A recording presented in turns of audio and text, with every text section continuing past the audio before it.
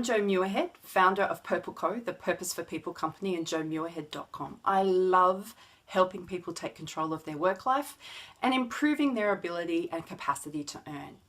When we are empowered to take responsibility and discipline to make change, then I know we can serve the world in the best way we are positioned to.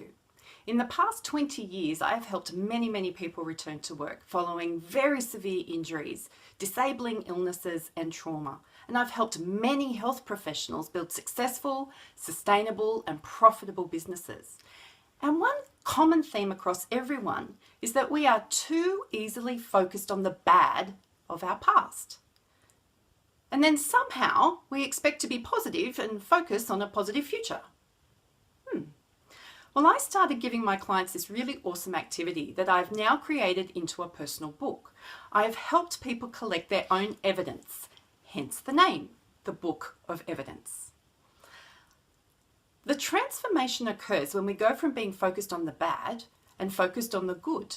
The transformation that occurs is actually overwhelming.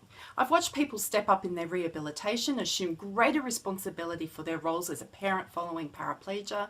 I've watched a burnt out and confused occupational therapist become a leader in her organisation. And I've watched a senior executive take his book of evidence with him into a board meeting to help control some feelings of anxiety he had about his performance. When I watch people focus on the good, the evidence starts to speak for itself. When we focus only on the bad, that evidence will speak for itself. This process works. This process changes lives.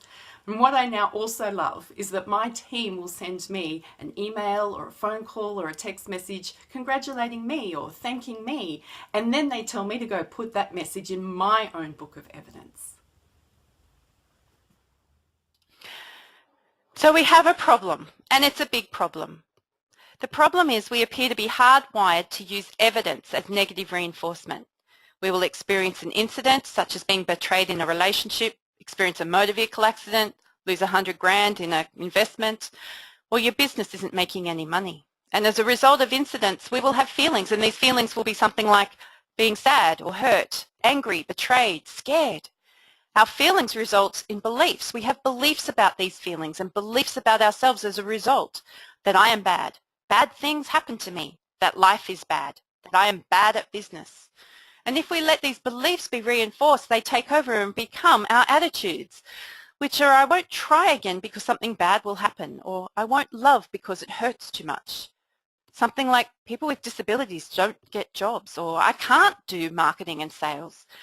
And with such attitudes, we develop these actions such as staying single and lonely, or staying in a job I hate, or staying in bad debt rather than learning how to create wealth. Then the business doesn't grow, and this cycle continues to repeat itself over and over and over again. You see, the problem is when we don't focus on what we have done well. We listen to the loud voice of perceived failure, of rejection, and perceived poor performance. We appear to be programmed to go back in time to remind ourselves of all the bad stuff we have done when we are trying to stay future focused and build a new language of success. How can we help people move from a sense of I am bad to a sense of I am good when they remind themselves daily and sometimes hourly that they're bad? And would you agree it's simply not enough to say stop it? How can we truly grab a hold of how precious and wonderful we are when we aren't reminded or focused on what we have done well, on who we have served, on what we have loved, or on our sense of fulfillment? What happens when we remind ourselves or watch a client come into a session when they are focused on the bad, the trauma, the thing they did, the thing that was done to them? When we focus on the decision we didn't make, or the one that lost us money or caused us embarrassment? What about that thing we did that tells us we failed or we are likely to fail? The risk we took that didn't work out the way we thought it would, the property we purchased that was a dud, the product and service offering we created that no one wants, the marketing campaign that led to no sales. Let's take a moment to reflect on what happened to your body as you heard me speak those words. My guess is that if you were just like me, your eyes became downcast, your shoulders a little stooped, your facial features hardened, and your mood a little blacker. This is what happens when we use our evidence as negative reinforcement.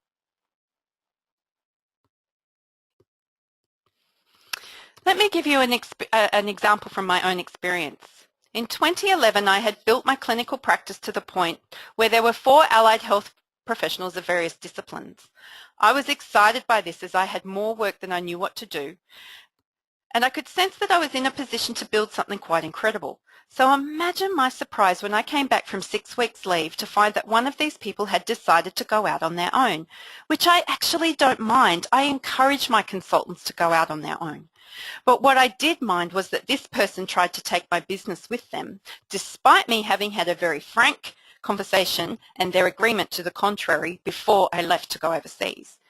This occurred while I was out of the country. I was in Europe, which is a long way away from Australia, and my time out of Australia and in Europe was something I had worked really long and hard for. It was 6 weeks I spent with my husband.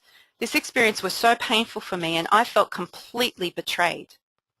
So focused on this poor decision that I quite obviously had made, but it told me that I was a bad business owner. I let this decision stop me from growing my practice for another 12 months. I pretty much trod water while I tried to work out a way to get rid of my practice. I wanted the thing to die.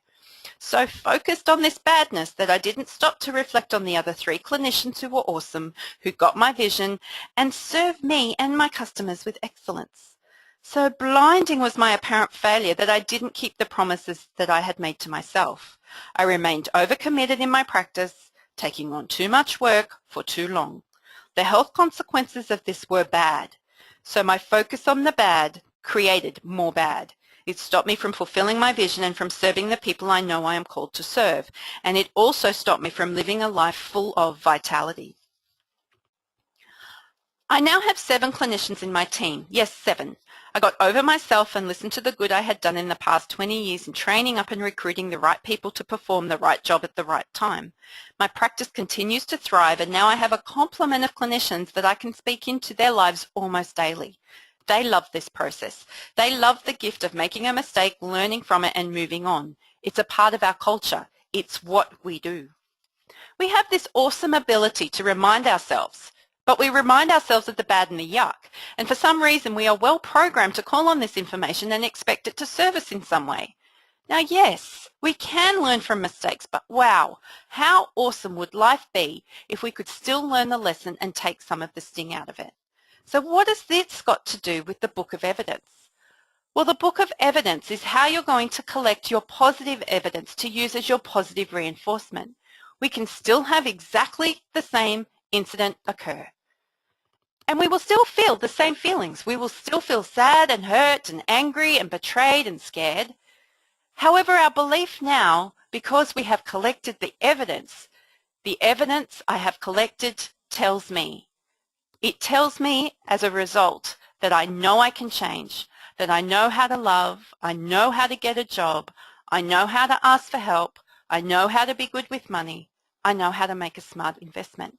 Imagine if you had collected the evidence of every client who ever said, "Thank you for helping me." Imagine that evidence and how good you would feel if you had all of this collected in one space. Your actions would completely change. Your actions would become things like creating an online dating profile, or working hard at your rehab, learning how to create wealth, or choosing a business mentor. So when you focus on your positive evidence, you will create more positive evidence into your future. Isn't this worth the transformation? Hey, Jo again. We know from the plethora of psychology and human behaviour research that's available to us today that what we focus on is what we're going to create. So if we focus on the bad and the yuck, then we're simply going to create patterns of the bad and the yuck. But when we focus on the good and the positive, then we're going to create more of the good and the positive. And we know as therapists and health professionals that the people most committed to this reframing and repatterning are when they are in the middle of their therapy or rehabilitation or mentoring programs. So how do we help our clients to be empowered to take this on themselves? Well, this is exactly what I'm going to talk about in the next video, so make sure you stay tuned for the next one that's coming your way real soon. Now, I know some of you are asking, what is all this about, this Book of Evidence? Well, make sure you click the link below this video, not on the screen, in the text box below. because there is a battle of the mind going on, and we now have a tool that we can work with our clients and with ourselves to help make this process so much easier. Want to know more about the Book of Evidence and don't want to wait for the next video? Then simply click on the link below. Until next time, this is Jo from Purple Co and jomuirhead.com.